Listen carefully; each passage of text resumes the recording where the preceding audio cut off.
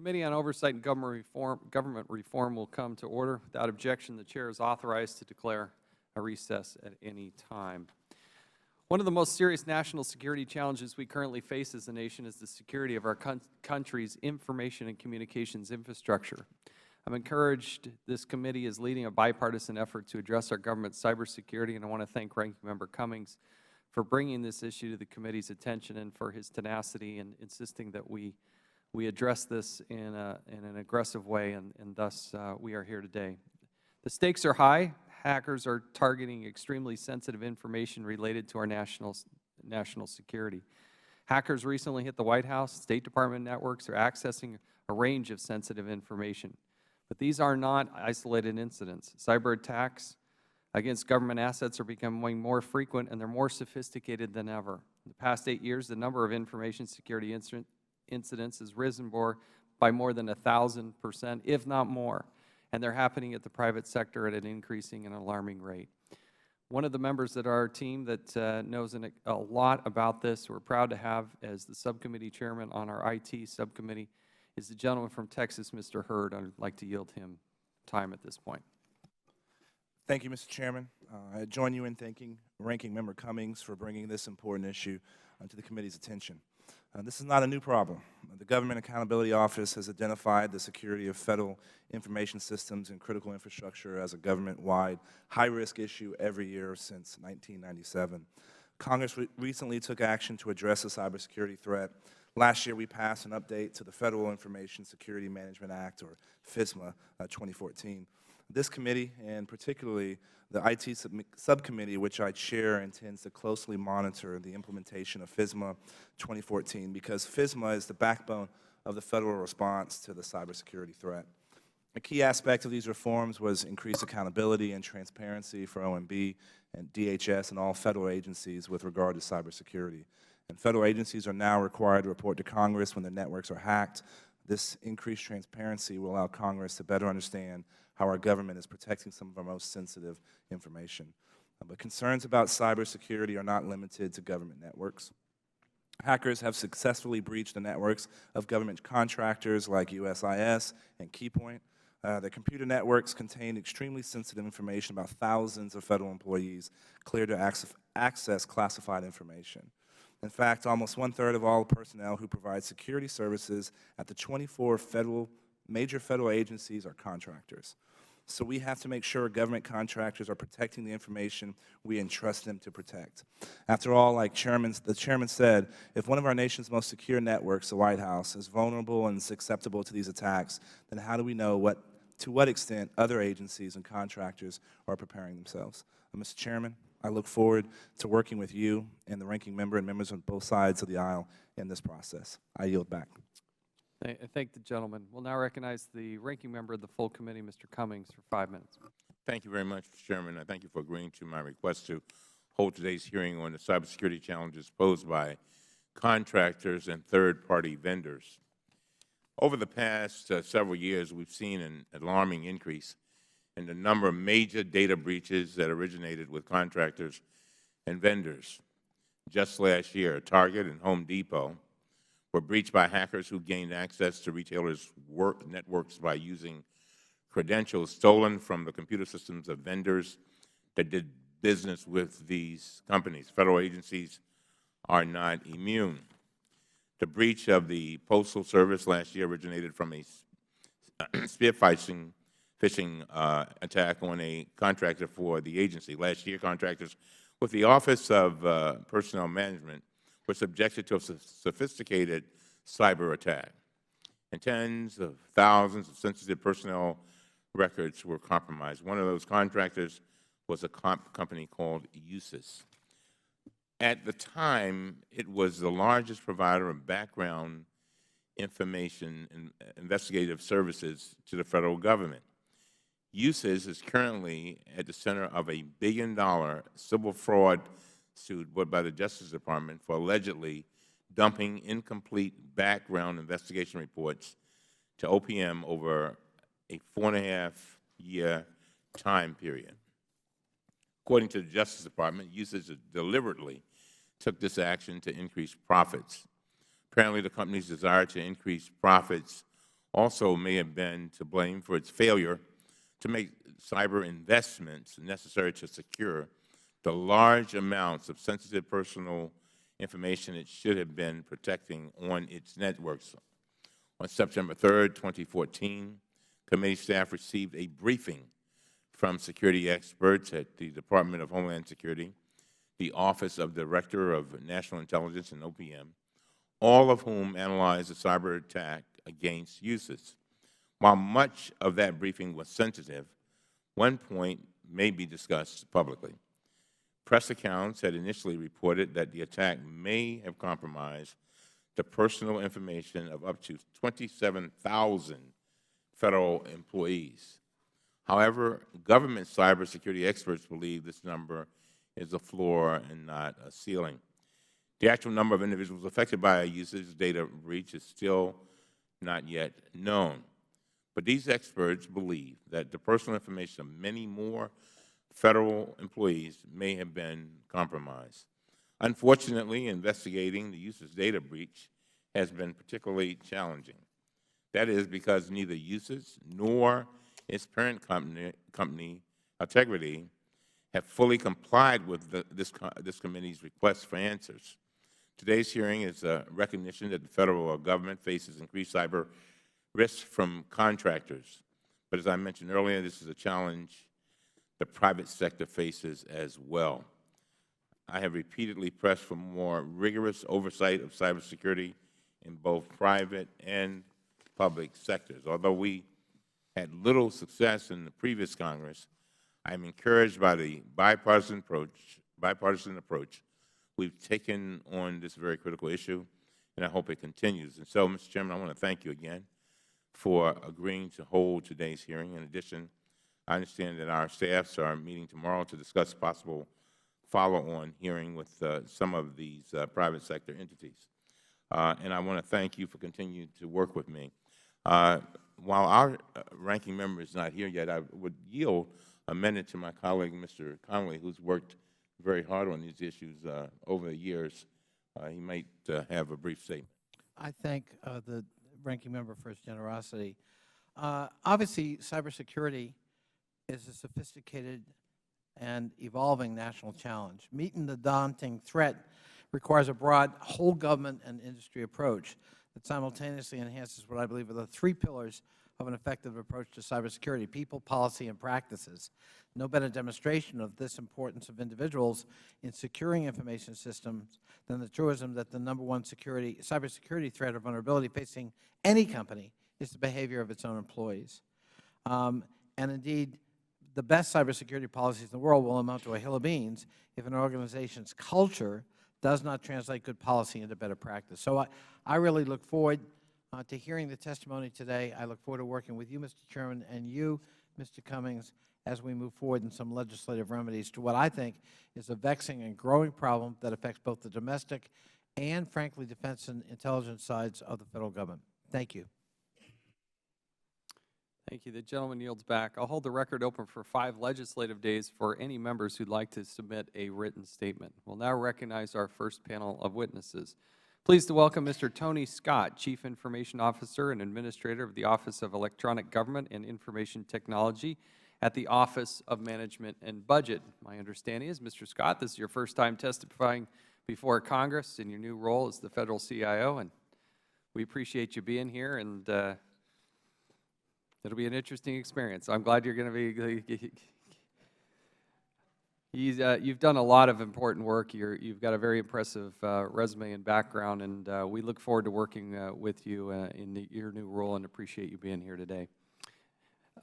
Ms. Donna Seymour is the Chief Information Officer at the Office of Personnel Management. Again, we welcome you.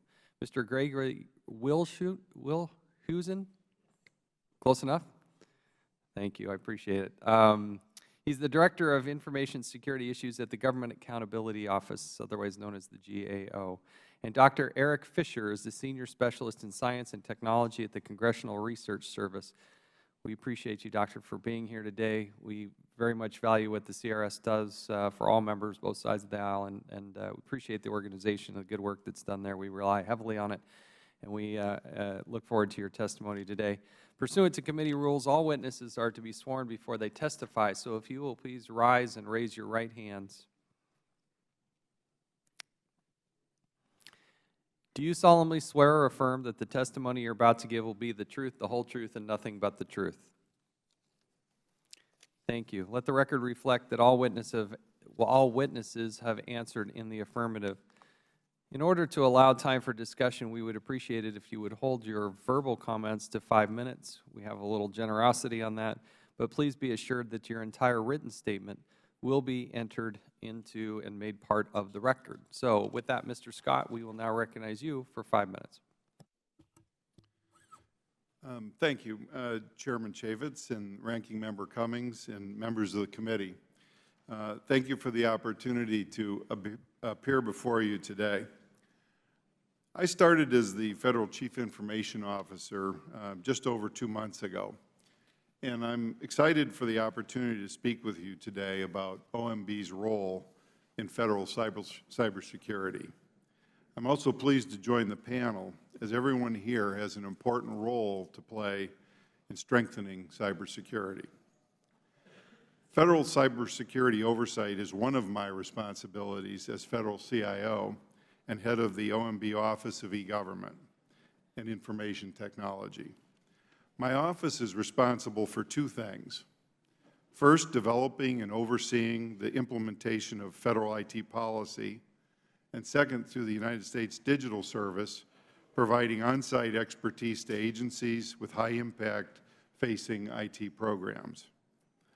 My team is also leading the government-wide implementation of the Federal Information Technology Acquisition Reform Act, known as FITARA, and the Federal Information Security Modernization Act of 2014, FISMA, both of which passed last year.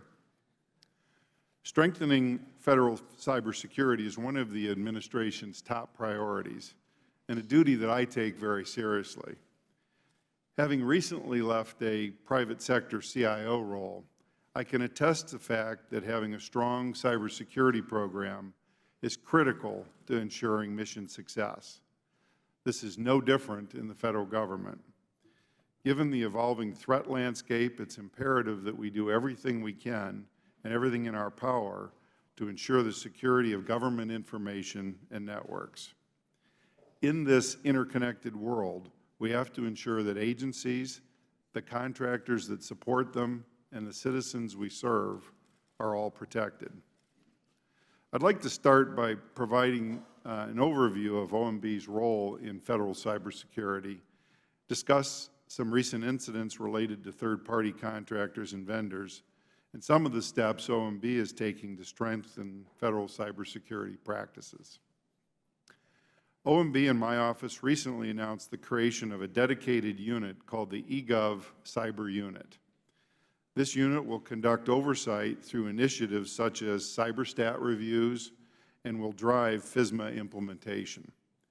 We will continue to work closely with DHS, who's our operational partner, and with agencies who directly lead their own cybersecurity efforts. These efforts are critical in confronting today's cyber threats and improving our ability to deal with threats in the future. In 2014 alone, several high-profile cyber incidents across our nation made headlines for their scope, their scale, and their impact. The federal government and those acting on its behalf are not immune from this threat activity, as has been noted. Specifically, and related to today's discussion, cyber incidents have involved vendors responsible for conducting background investigations on behalf of the federal government. In close partnership with DHS and other appropriate agencies, OMB responded quickly and oversaw the government-wide response to mitigate these incidents. DHS worked closely with vendors that conduct background investigations to mitigate this incident. And OMB, in its policy and oversight role, took immediate action to address identified challenges. First, through the President's Management Council, OMB conducted a review of agencies' cybersecurity programs to identify risks and implementation gaps. And during this response to these incidents and our subsequent review, 2 things became clear. First, third-party contractors and vendors were inconsistently implementing protections over sensitive data. And second, federal agencies did not have adequate contractual language and policy direction to guide how contractors and agencies should respond to incidents. Based on this review, agencies were directed to identify and review relevant contracts to ensure compliance with current laws and OMB guidance. And second, OMB directed an interagency effort to collect and disseminate contracting best practices relative to cybersecurity. In closing, I think it's obvious that securing our information is a great challenge, and this will remain a core focus of this administration. We look forward to working with Congress on legislative actions that may further protect our nation's critical networks and systems. And I thank the committee for holding this hearing and for your commitment to improving federal cybersecurity. And when it's time, I'd be pleased to answer any questions you may have. Thank you, Mr. Scott. Ms. Seymour, you're now recognized for 5 minutes. Chairman Chaffetz, Ranking Member Cummings, and members of the committee. Thank you for inviting me to participate in today's hearing to examine the cybersecurity of third-party contractors. I'm happy to be here with you today to share OPM's experiences in the important area of cybersecurity. As the Chief Information Officer of the Office of Personnel Management, I am responsible for the information technology that supports OPM's mission to recruit, retain, and honor a world-class workforce. Director Archuleta tasked me with conducting a thorough assessment of the state of IT at OPM, including cybersecurity. Director Archuleta's goal, as laid out in the OPM strategic plan, is to innovate IT infrastructure at OPM in a way that protects sensitive information entrusted to us by the federal workforce and the American people. OPM and its contractors are under constant attack by advanced persistent threats and criminal actors. These adversaries are sophisticated, well-funded, and focused.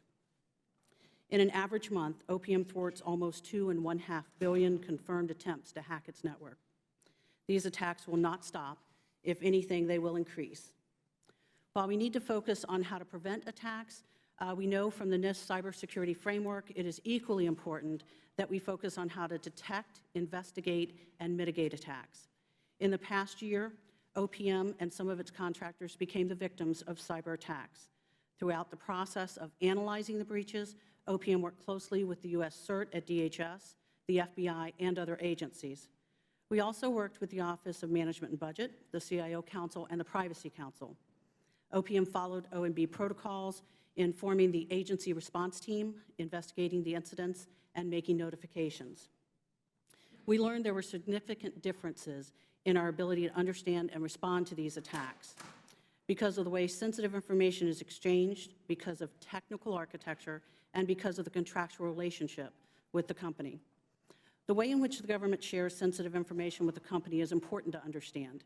In one case, company-owned laptops connected directly to the OPM network. In another case, company-owned laptops connected to the company's network and then to OPM network. If laptops connect directly to the government network, it is easier to assess their security posture and limit the exposure of the sensitive information. The architecture of the network is important because it provides a framework for how sensitive information is stored, accessed, and exchanged, and it defines the boundaries for protecting the network. If the network is well-defined and the data is segregated, it is easier to protect. A well-architected network also makes it easier to investigate incidents. And of course, network logs help us understand what might have happened during an incident. When the government has a well-defined relationship with the contractor that specifically addresses information security and incident management, it is easier to work with the company to obtain information and plan remediation efforts. As a result of lessons learned this past year, the agencies have collaborated with the help of OMB and the Office of Federal Procurement Policy and the CIO Council to share lessons learned. This includes contracting clauses that strengthen our relationship with contractors. For example, at the onset of the contract, a security assessment serves as a method to review the security features in place to protect sensitive information. This assessment should be validated by an independent assessment organization. But this only provides a perspective of the security posture at a point in time. An information security continuous monitoring program is essential to enabling insight into the security posture of a system on a recurring basis. Director Archuleta recognizes cybersecurity as an agency priority. OPM's 2016 budget request included $21 million to complete the modernization of our IT infrastructure. This funding is critical to continue the progress we have made so far in protecting data from relentless adversaries. For example, OPM is implementing information security continuous monitoring both in our own network and systems as well as our contractor systems. We look at security controls on a rotating, more frequent basis, identifying vulnerabilities in real time given the changing nature of threats. Plans of action and milestones are created and tracked to remediate concerns. OPM has also grown its cybersecurity capability, which will allow us to do on-site technical inspections of contractor networks in the future. Thank you for this opportunity to testify today. I'm happy to address any questions you may have.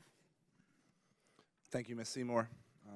Mr. Wilhusen, you're recognized for 5 minutes. Chairman Hurd, Ranking Member Cummings, and members of the committee, thank you for the opportunity to testify at today's hearing. As you know, federal agencies and their contractors depend on interconnected networks and computer systems to carry out mission-related functions. The security of these networks and systems is vital to maintaining public confidence and preserving our nation's security, prosperity, and well-being. Safeguarding federal computer systems and information, however, is a continuing concern.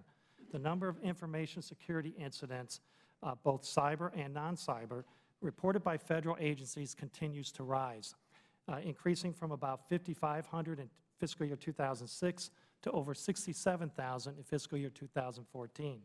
Similarly, the number of incidents involving personal information more than doubled in recent years to over 27,600 in 2014.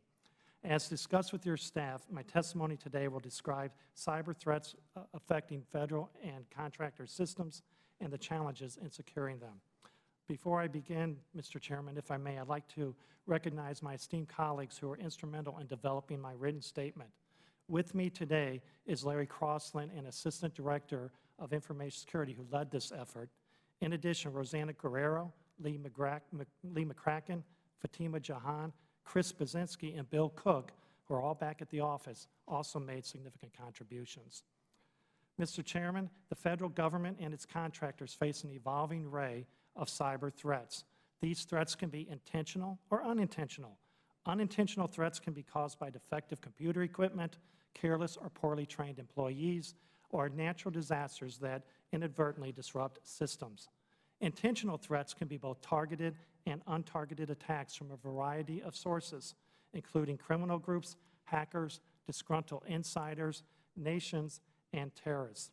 These sources vary in terms of their capabilities, willingness to act, and motives, which can include seeking monetary gain or pursuing an economic, political, or military advantage. In particular, adversaries possessing sophisticated levels of expertise and abundant resources, sometimes referred to as advanced persistent threats, pose increasing risks. Cyber adversaries have a variety of tools and techniques to perpetuate and perpetrate attacks.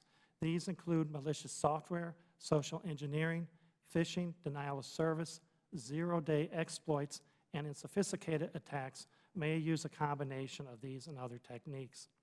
The number of cyber attacks vastly increases their reach and impact due to the fact that attackers do not need to be physically close to their victims and can more easily remain anonymous. The risk posed by cyber attacks is heightened by the vulnerabilities in federal networks and systems. Specifically, weaknesses in security controls continue to threaten the confidentiality, integrity, and availability of the system supporting federal operations. Most major federal agencies had deficient information security. For fiscal year 2014, 19 of the 24 major agencies reported inadequate information system controls for financial reporting purposes, and inspectors general at 23 of these agencies cited it as a major management challenge. Federal agencies face several challenges in protecting their systems. These include designing and implementing risk-based information security systems and programs, addressing cybersecurity for building and access controls systems, enhancing oversight of contractors providing IT services, improving security incident response activities, responding to breaches of personally identifiable information, and implementing security and privacy programs at small agencies. Underscoring the importance of these matters, we once again designated federal information security as a government-wide high-risk area in this year's update to the high-risk report, a designation that has remained in place since 1997. This year, we also expanded the area to include protecting the privacy of personally identifiable information. Until federal agencies successfully address these challenges, including implementing the hundreds of outstanding recommendations made by GAO and agencies' inspectors general, federal systems and information will remain at increased and unnecessary risk of unauthorized disclosure, modification, and loss.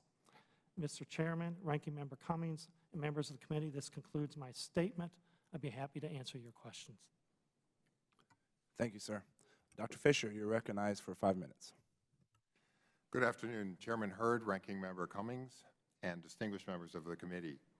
On behalf of the Congressional Research Service, thank you for the opportunity to testify today. I'll try to put what you've heard from prior witnesses in context with respect to both long-term challenges and near-term needs in cybersecurity and the federal roles in addressing them. The technologies that process and communicate information have become ubiquitous and are increasingly integral to almost every facet of modern life. These technologies and the information they manage are collectively known as cyberspace, which may well be the most rapidly evolving technology space in human history. This growth refers not only to how big cyberspace is, but also to what it is. Social media, mobile devices, cloud computing, big data, and the Internet of Things. These are all recent developments and all are increasingly important facets of cyberspace.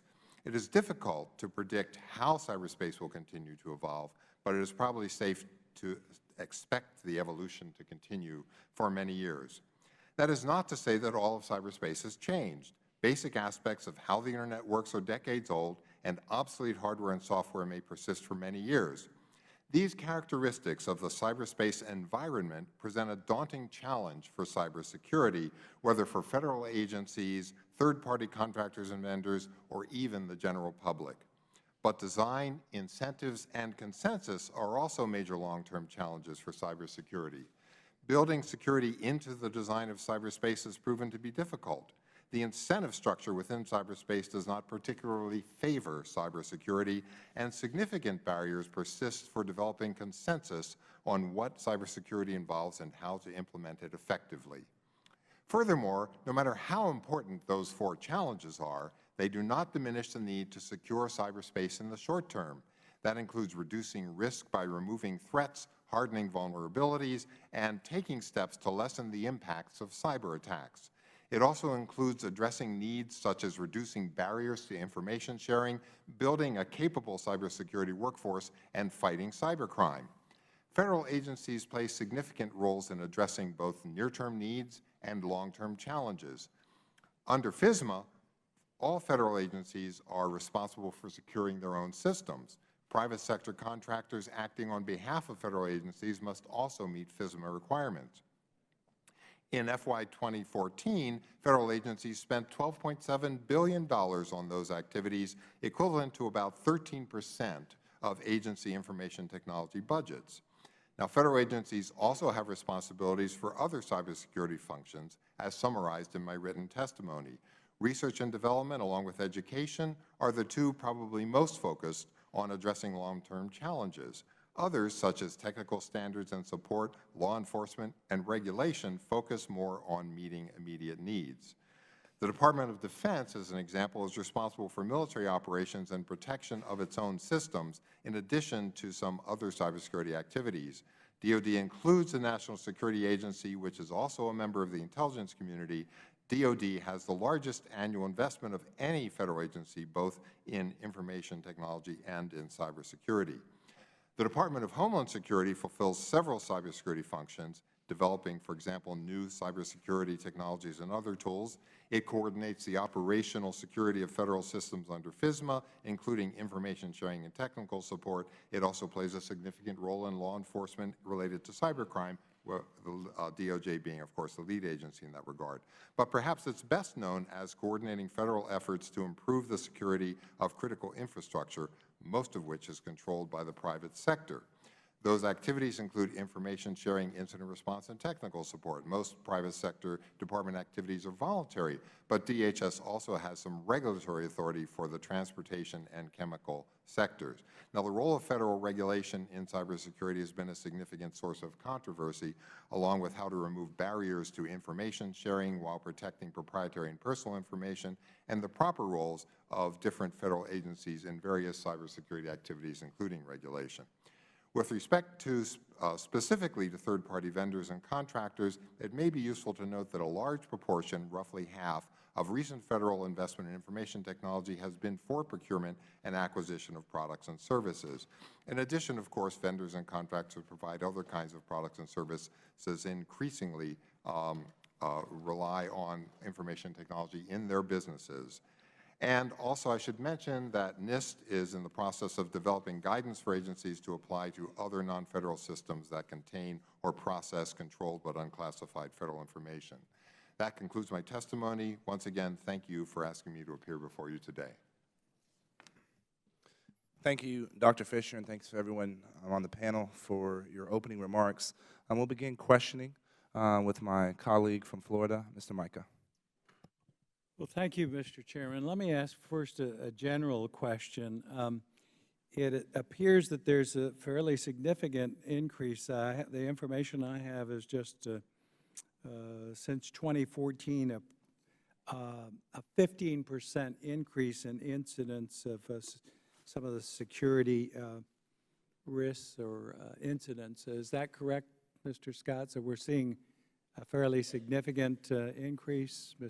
Maybe each one of you can tell me what we're seeing overall, or what you anticipate we're facing. Is this something that was just the last year, or are we now expecting this to continue to increase? Well, first of all, I'd say my experience in both the private sector and everything I've seen in the public sector would suggest that there's been a steady increase in attacks and incidents over a period of time. But this is fairly accurate, the 15% increase just in 2014. That sounds reasonable. Security incidents. Yeah. Ms. Seymour, are you seeing the same thing? I mean, We are seeing an increase, sir, and I would say some of that is due to the fact that we're moving from paper into IT, and as we do that, you have more of that sensitive more information. activity, so you expect more incidents, something that you, Mr. Welshons? Excuse me. Yes, I would say that's probably reasonable to say 15% in fiscal year 14. The numbers I have on incidents that were reported by Federal agencies to the U.S. CERT showed about a 10% increase. And that's up. That's up, yes, for fiscal year 14 over fiscal year 13. Ms. Seymour just said that some of it is because we're shifting from paper to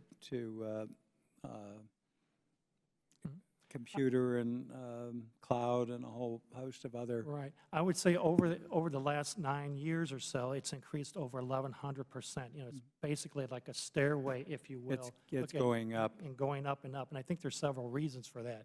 One of which might be just agencies are better in terms of detecting and reporting incidents. But I think it also reflects that there's a very active threat environment that's growing, as well as the continued vulnerabilities in federal systems. That's going to be the second part of my question, Okay, is sorry. where the risk comes from. You're a little bit ahead of me. Dr. Fisher, you're also seeing the increase and the basis for the increase. Some they mentioned is that there's more activity going again to the computer base. Yeah, I guess what I'd like to add to what the other witnesses said is that there's certainly consensus that there is a general increase. Now, with respect to specific, also there's a lot of evidence that the rate of increase is actually accelerating. It's not just a certain number per year, but each year those numbers go up. And a number of different measures would reflect that. So basically, we can expect continued To increase. Okay, the other thing too is the risk. Where's the risk coming from? Some risk is state-based. You know, these incidents are being initiated by other states, some rogue or whatever, and then rogue, say, individuals who can penetrate the system. Where's the risk coming from that you all see? Let's just go down the line real quick. Mr. Scott. It comes from a number of different factors. You mentioned one, state-based. There's also... Is that most of it? It depends on who the target is. And then most of the risk is that we should fear, is it from that, or should it be from rogue operators? There's people who want to get PII for monetary gain. There's people who are looking for, you know, intellectual property for, you know, industrial espionage reasons. There's a wide variety of motivations for this. But again, what poses the biggest risk, the state or rogue? It depends on your area of interest, I think. If you're For national security and... Security and economy, I think, you know, both industrial espionage and PII and government information are the high-risk area. And the other thing, too, is we're seeing more of the contracts for some of these services go to the private sector as opposed to in-house government. Does that pose more of a risk? And are we putting in place means to require that they have in place protections that are adequate when they contract this work out? I don't think it, out of necessity, increases the risk as long as good practice and procedures are followed. And that's true whether it's a in-house run operation or something that's contracted out. And so the answer is it'll depend on, you know, the regime that's doing it. Thank you, Mr. Chairman. Thank you, sir. I'd like to now recognize Mr. Lynch from Massachusetts for 5 minutes. Thank you, Mr. Chairman. I also want to just commend my colleague, Mr. Cummings, the gentleman from Maryland. I remember over the past couple of years, we had the breaches at J.P. Morgan and Home Depot and Target, where the gentleman from Maryland asked to have a hearing like this in the face of that breach, and he was denied by the previous chairman. I know when we had the 800,000 people that were workers that were affected at the U.S. Postal Service breach and State Department breach, that again, the ranking member asked to have a hearing on the breaches and cybersecurity then, and again, we were denied by the previous chairman. I just want to say that it probably reflects the new leadership and the new chairman, the gentleman from Utah, Mr. Chaffetz, that we're finally addressing this problem, and I think it bodes well, not just for the committee and the work we're doing, but also I think for the American people, the people that we're supposed to be protecting. But again, I want to thank Mr. Cummings for his leadership on this issue. I happen to run across a report that was done by the New York State Department of Financial Services, and I would ask unanimous consent that we might enter this into the record, Mr. Chairman. Without objection, so moved. Thank you. What they did is they went through and they looked at what the banks in New York were doing in the face of a lot of these breaches. This is obviously on the private sector side. And while I understand we're looking at the federal side, I think that there's some lessons learned here. I think that the importance of a meaningful sort of public-private partnership on protecting cybersecurity is necessary, because so many times the government is actually relying on third parties in the private sector to protect their information. And we have to, I think the President pointed out that we have to have a very tight collaboration between, banks and financial services companies and third-party vendors. And to this end, I was a little bit shocked by the report of the New York State Department of Financial Services. They looked at, they examined 40 regulated banking organizations, and the report reveals that the Wall Street efforts to mitigate security risks of outside firms leaves great room for improvement, to say the least. While 90% of the banking organizations surveyed reported that they have information security requirements in place, the requirements are across a broad spectrum. There were some banks that required data encryption that was in communication, but not data encryption when the information was at risk. At rest. And so people could hack into this system and get the information that was not encrypted. Others had access controls, data classification, and disaster recovery plans. In addition, nearly all of the surveyed banking organizations report they have implemented policies that require both initial and periodic review of third-party vendors. However, less than half of those banks, and there's great reputational risk and as well as financial risk for these firms to allow a breach. So they should be motivated. Less than 50% of these institutions conduct any type of on-site assessments, like Ms. Seymour mentioned in her testimony, and only 46% are required to conduct on-site assessments of so-called high-risk third-party vendors, such as check payment processors and trading settlement operations and data processing companies. Only about a third of them are required to conduct periodic on-site assessments of high-risk third-party stakeholders during the life of their entire contract.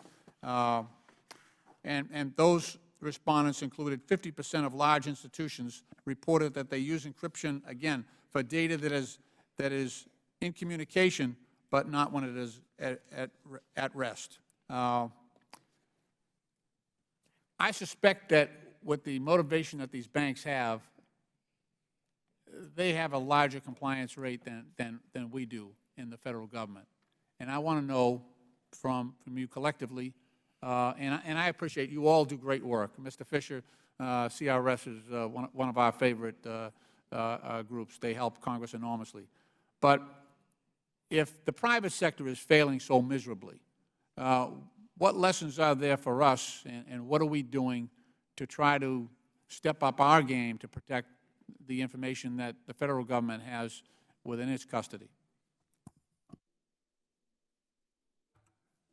Thank you.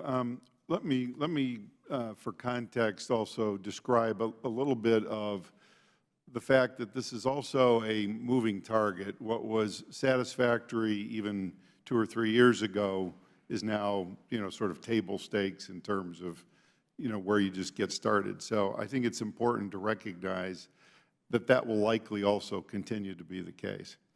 What we're doing in OMB is we're conducting cyberstat reviews with each of the agencies that ask them to report and, in consultation with us, look at their maturity level across a number of different dimensions, many of which you mentioned. And then we'll ask each of the agencies to set goals, and we'll measure progress against those goals. And each of these have to be a risk-based assessment to start with. So some agencies have different kinds of risks than other ones do. So that's an important part of the work that our unit is doing. And the second thing is through our CIO Council and our CIO Council, disseminating information and sharing best practices, as well as the guidance that we provide during the normal course of our work. Thank you, Mr. Scott. And now I'd like to recognize Mr. Russell from Oklahoma for 5 minutes. Thank you, Mr. Chairman. Mr. Scott, in your role as the FED CIO, you'll have a great deal of influence over IT policies and practices that federal agencies must implement. Given your role as a technologist and an IT specialist with years of private sector experience, can you give us a general sense of your impression of the state and federal information security? Thank you for the question. So 9 weeks in, it's a little difficult for me to give you a sort of comprehensive answer to that. But what I've observed so far is that there's a range, and that range is dependent on the agency that we're talking about here. It's why we're doing the cyberstat reviews and why we're going through the processes that we're going through. And so at the end of that process, I hope to have a more comprehensive view across the federal agency. That said, I would tell you there's no agency, even the ones that we've looked at so far, who we believe are doing a really good job, who would say we're done or we've done enough and, you know, it's the end of job. Everyone believes there's more that we can and should do. Thank you for that. And Mr. Wilhusen, the Partnership for Public Service released a report last week that concluded the federal government is not well positioned to recruit a capable cybersecurity workforce. How does recruitment and retention of cyber talent factor in the government's operational ability to maintain effective cybersecurity? Well, clearly, it's one of the underlying causes to make sure that federal government and federal agencies have technically competent individuals that help to secure their systems. We did a report a couple years ago that talked to human capital cybersecurity challenges within the federal government.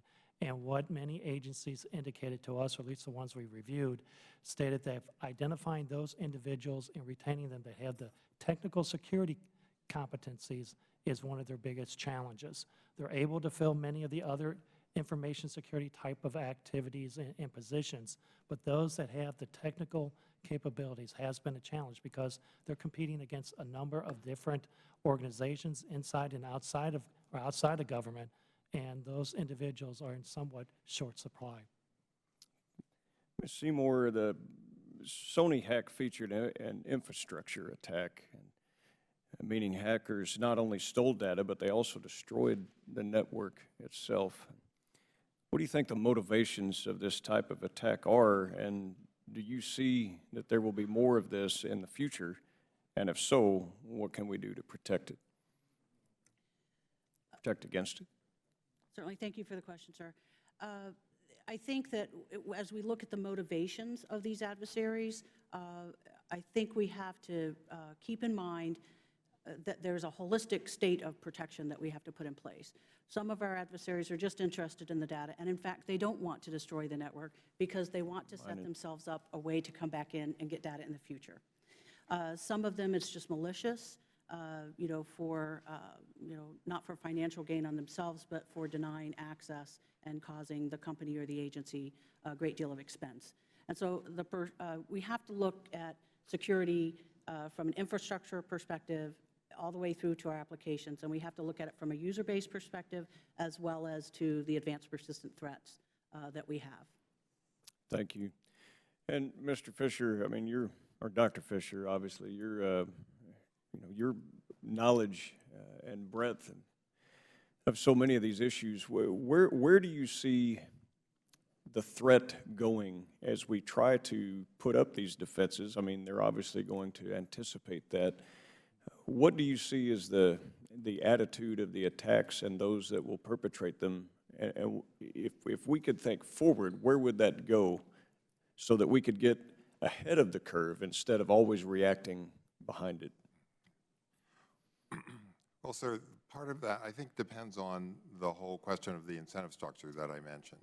So now often people will talk about, well, you have state actors as, who are the threat actors. You have state actors, hacktivists, cyber criminals, maybe some terrorists, and a few other just sort of classic hackers involved. So they have different motivations and different incentives. It seems that it depends once again on what the sector is specifically that's being attacked, or the particular agency or entity, what the motivation of the particular attacker is. But I think that one way to think about this is to realize that once the public recognizes that cybersecurity is a critical part of the value proposition for anything they do, that's going to help greatly ameliorate the situation. And the other challenges I mentioned in my testimony are also important. And thank you for that, and thank you, Mr. Chairman. Again, I'd like to now yield 5 minutes to Ms. Maloney from New York.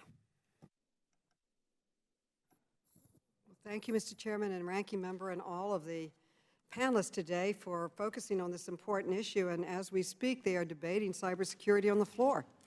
It is one of the few areas where there is a joint cause, a joint goal, and joint cooperation, because it's so serious, such a threat to the economy and to privacy and really to our technology and really the security of our country.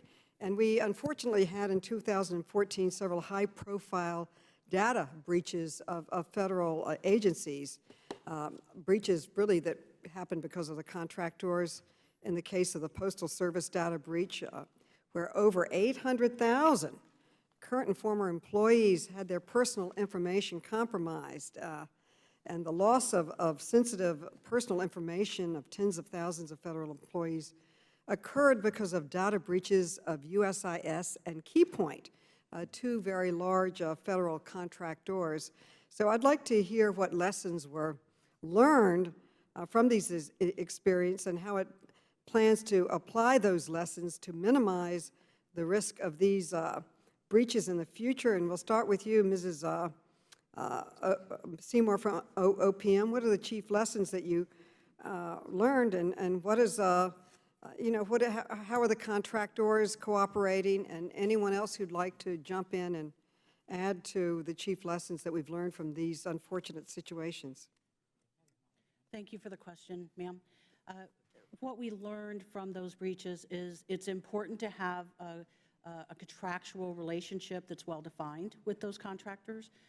At OPM, we had very well-defined contract clauses in our contracts, and that helped us have a better conversation with the contractor when the breaches occurred. Well, did you make any changes after these two breaches to make them better with your contracts, with your requirements? Have you made any specific changes? Yes, ma'am. We have done two things. One is we've reviewed our contract clauses to strengthen them. And the second thing that we are doing is we're reviewing all of our contracts to make sure that we have the appropriate clauses in across the board in our OPM contracts. So what are the appropriate clauses? What do you have to get in there to protect the government in your contracts?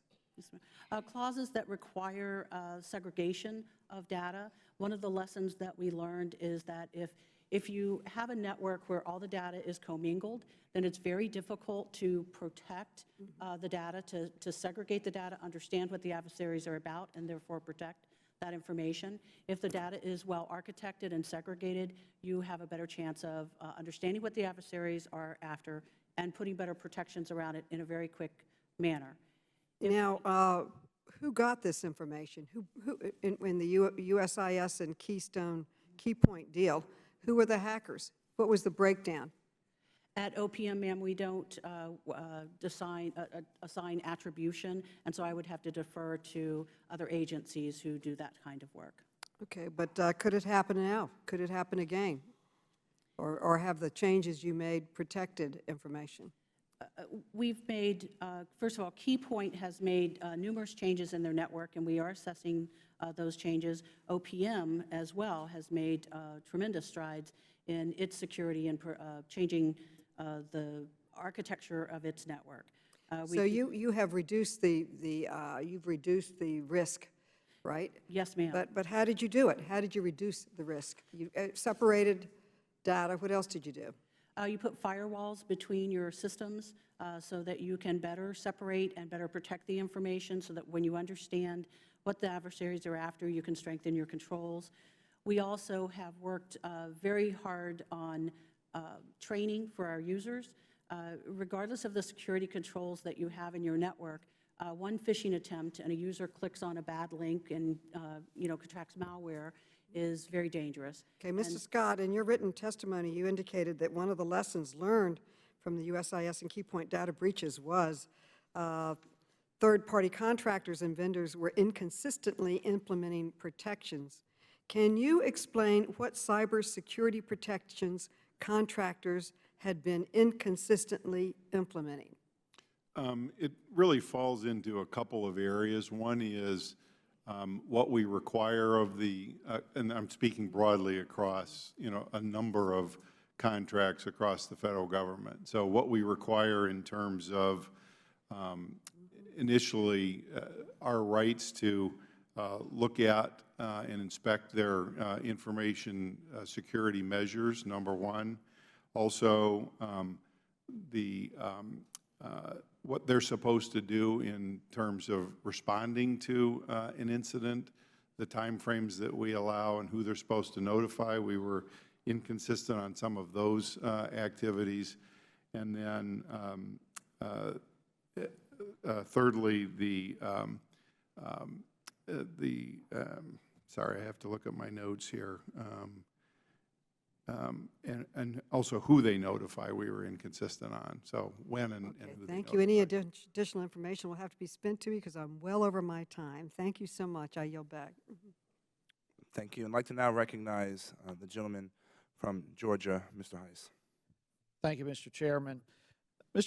Dr. Fisher, let me begin with you. Just from a general guess or estimation, how often are federal agencies attacked by nation states?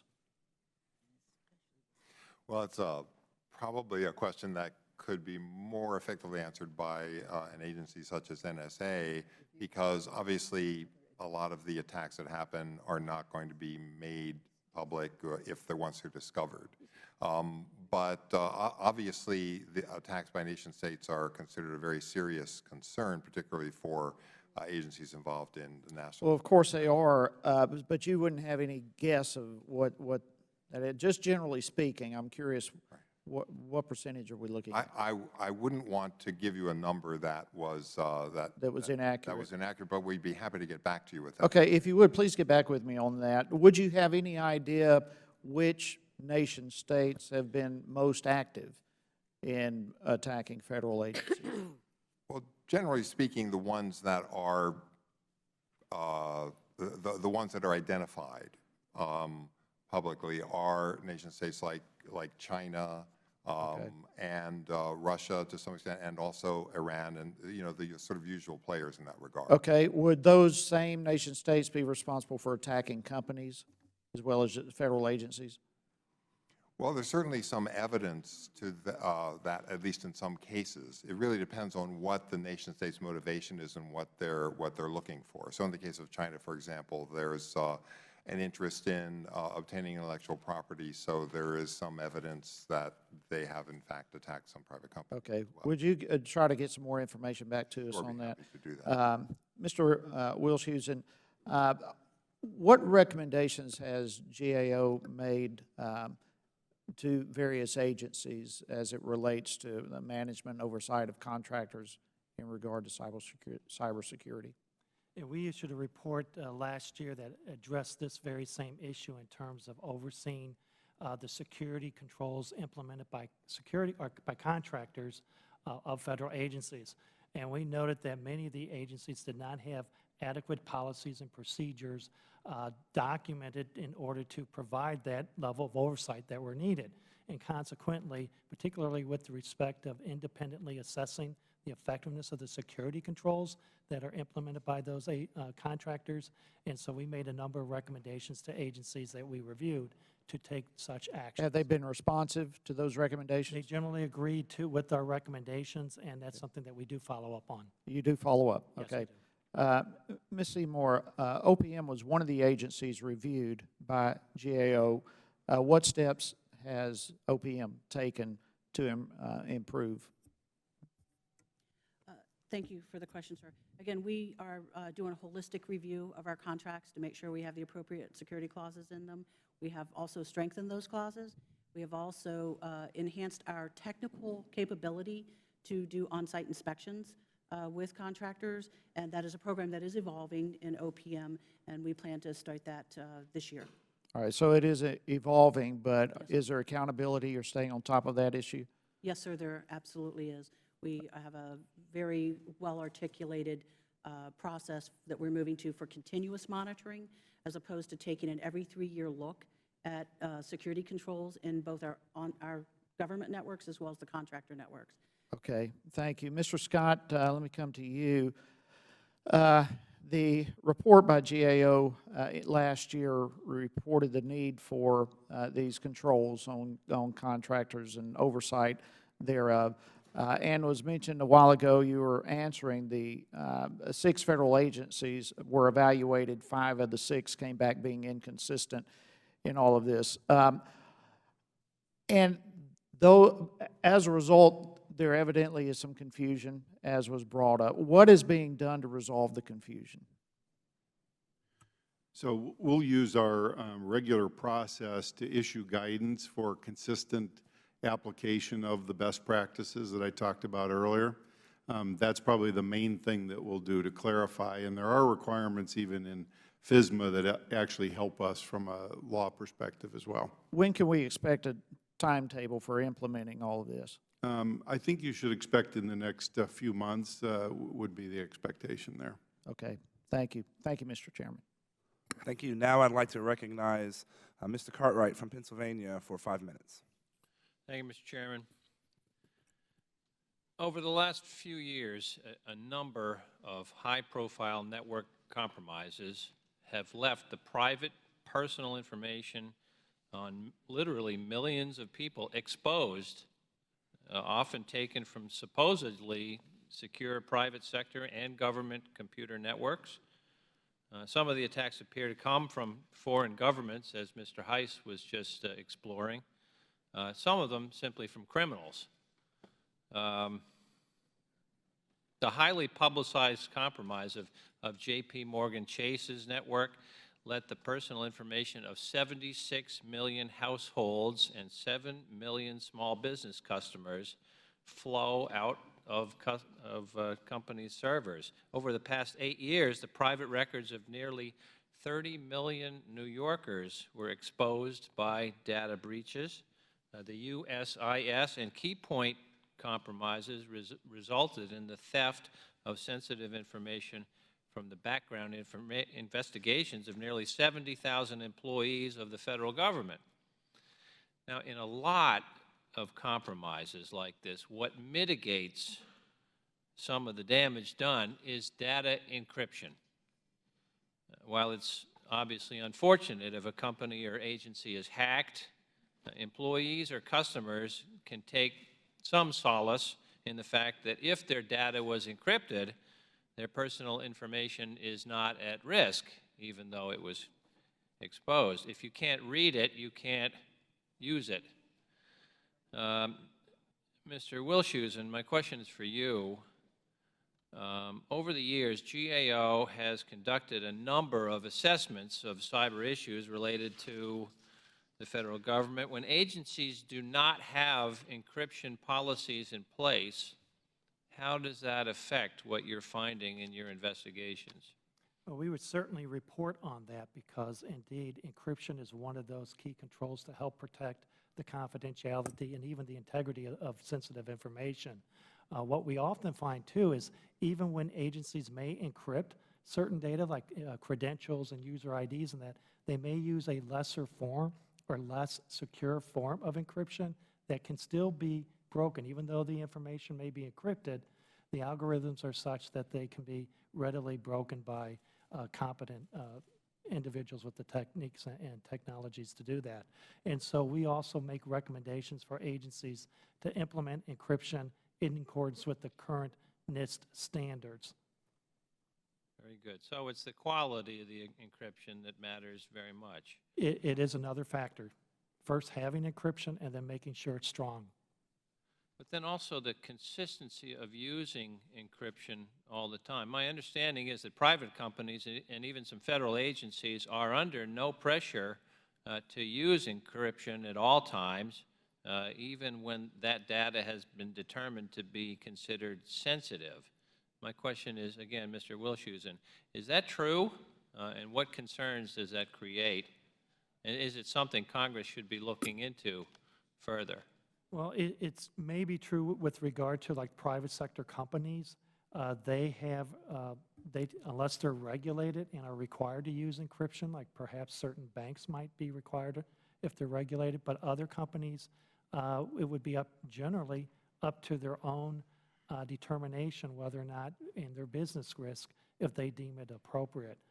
But they run the risk of, as you know, some of the recent incidents have shown, of having sensitive information being compromised and placed at risk. Well, it's not just a question of what is, but it's also what should be. What do you think? Does Congress have a role in enforcing and requiring encryption? I think Congress has a role in considering those issues and making a determination on whether that's in the best interest, given all the potential implications of that. You know, certainly it's your prerogative to make that determination and to consider it. Encrypting sensitive data is a basic fundamental security control, and I would certainly recommend that most companies use it to the extent that they have sensitive information that needs protection. How about you, Dr. Fisher? Weigh in on that for us. Well, the only thing I'd like to add in addition is that it's also important to consider the kind of costs associated with encryption, because why is it that we don't all use encryption at home? Because it can be difficult for us to implement. And the same thing can apply in the context of a company or even a federal agency.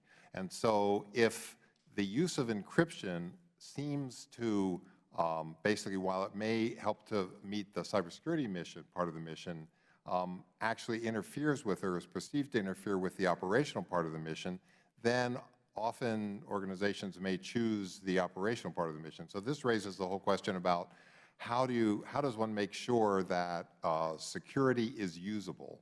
Because if security is not usable, basically people find a workaround. Well, it's a fascinating topic, but I'm out of time, so thank you, gentlemen. Yield back. Thank you. I'd like to now recognize Mr. DeSantis from Florida for 5 minutes. Thank you, Mr. Chairman. Thank you to the witnesses. When we have victims of cyber attacks, one of the issues is attribution. You know, where did this come from? I know that they emanate in Eastern Europe, Russia, China, whatever. So how do the agencies work with Homeland Security, the FBI, and other law enforcement in order to trace attacks back to the source when they happen? Mr. Scott, do you want to give that a shot? Sure. So let me just go through the process. So when an agency discovers there's something going on that they're suspicious about, DHS becomes the agency for the federal government that's the first response and deals with that. Then depending on what they find, they may call in other agencies if there are suspicions of, you know, actors outside the country or criminals or whatever. So who's called then would depend on what's found after the initial calls made. So that'd be the type of thing, if it was an attack on someone's bank account, they would inform the Secret Service, let's say? Yes, potentially. How are the agencies managing mobile device security? I know that, you know, when I was active duty in the military, and you put in your CAC card, there's all these encryption certificates, everything. But if someone just has a mobile device and they want to conduct business on that, how do you ensure that that is something that that has integrity? I can tell you from OPM's perspective, sir, what we've done is implemented security appliances so that we don't allow random mobile devices to connect to our network. So all of our mobile devices, my mobile device, is controlled, and there is encryption on the phone so that if I lose it, my network operations center and security operations center can invalidate that device, wipe the data from it, and it is encrypted while it is on the phone. So those types of appliances and tool sets that we can install on our network are very important. They track every device that is on our network. And if that is not used, then there's more vulnerability to a cyber attack? Yes, sir. It's very important to understand what's connected to your network, how it's connected to your network, and what the security controls are on those devices that are connected to your network. So there are policies. Are employees limited in what they can download onto the mobile device? Yes, sir. That is one of the issues that we work through. If it is a government-issued phone, then we have much more control over that.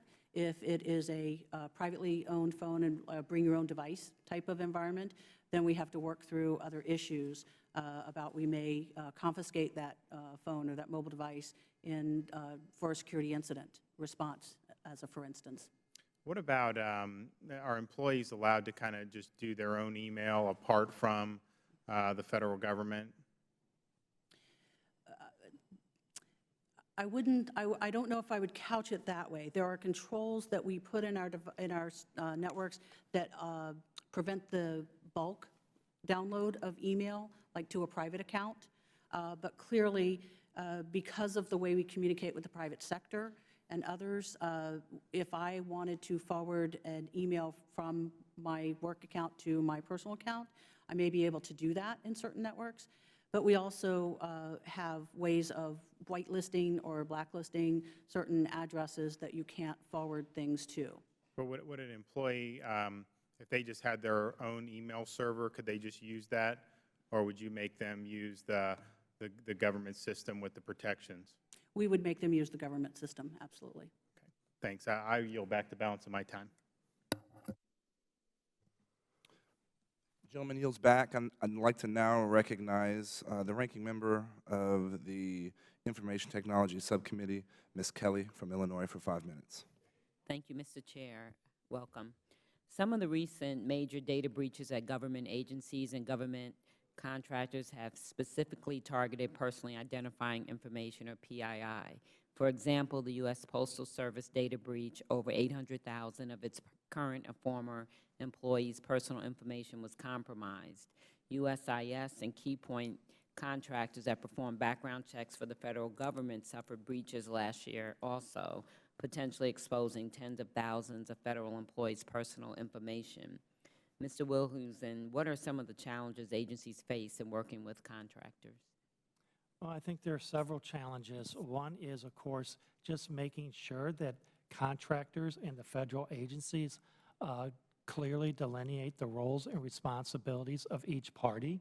One, with respect to implementing security, but also, two, then with respect to detecting and reporting on incidents that may occur. Another challenge is just making sure that the security requirements that contractors are required to follow are, in fact, clearly communicated. One of the things that is important to know is that the contractors have full knowledge of what the type of security controls that they're to implement to protect federal information, and then secondly is to assure that federal agencies have some assurance that the contractors are effectively implementing those security requirements, either through an independent assessment or some sort of an assessment that the agency does, because the agency is still responsible for the security of its information, even though it may be operated or maintained by a third party. Thank you. Mr. Scott, what guidance is provided to agencies on ensuring the security and privacy of personally identifiable information? Well, we would, in our guidance, we would, require agencies to make sure they're following FSMA, number one. We also, for example, just are proposing an update to our web policy requiring encrypted web traffic, HTTPS it's called, as an example for federal public-facing websites and so on. So there's a variety of things that we would do over time, including what I shared earlier, which is best practices in terms of contract language and requirements in contracts to make sure that we have broadly disseminated that across the federal government. Does OMB guidance provide flexibility to agencies depending on the risk assessment of the PII it maintains? I think that's a core principle that every agency has to go through is, where are their risks? And clearly they'll differ, from agency to agency. When it comes to core PII, though, I don't think there's a lot of difference among the agencies. PII is PII in most cases. Do you think it's difficult for the federal government to recruit and retain qualified cybersecurity personnel? I think it's not just a problem for the federal government. In my last role, it took nearly 6 months to find the Chief Information Security Officer that we wanted. It was the most exhausting, time-consuming search I think I've done in my professional career. So I would say it's a challenge more broadly than just the federal government. Well, is OMB doing anything special to help agencies find qualified candidates?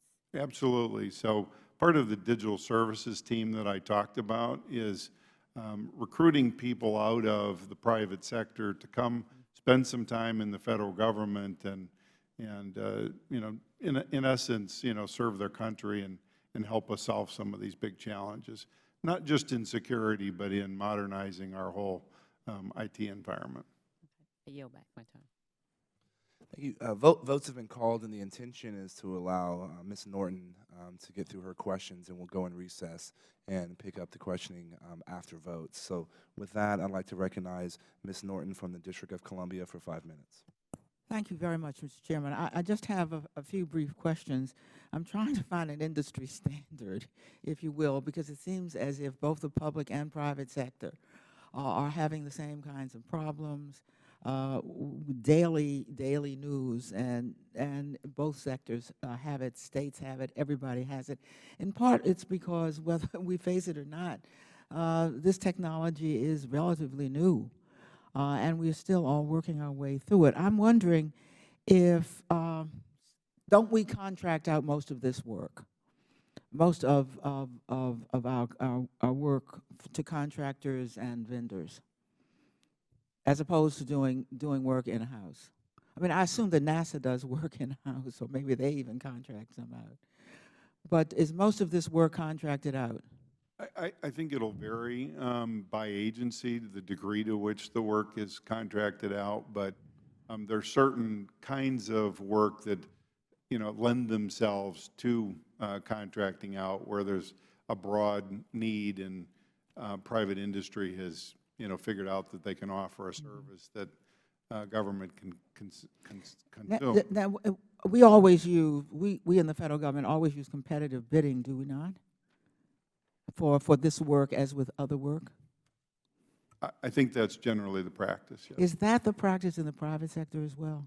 I would say, in my experience, it's, yes, very similar to what the federal government does in terms of competing, yes. Well, you know, we often look to the private sector. We say, you know, there's real money there. There's real people here. Apparently, nobody keeps shareholders from real people, unfortunately. Is there an industry standard beginning to develop anywhere? Is there an industry standard in the private sector which could be useful to the public sector? Or are both sectors simply feeling their way through these problems? Yes, sir. You mean with respect to cybersecurity controls? Yes, of course. There are several standard-setting organizations that do create standards for information security. One is ISO, International Standards Organization, I believe, or International Organization for Standards. In addition, of course, within the federal government, NIST, the National Institutes of Standards and Technology out of the Department of Commerce, implements or develops and promulgates information security standards, information processing standards for the federal government, as well as guidelines that agencies should be following. So there, just recently, NIST developed a cybersecurity framework for improving cybersecurity within the critical infrastructure.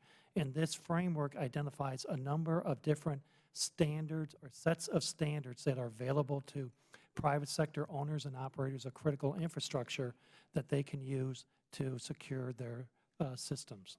Well, we've always assumed that the federal government at the most secure level, NASA and the rest of it, have to make sure they're impenetrable. Can any of that cross over to other agencies and help them be more secure in their work?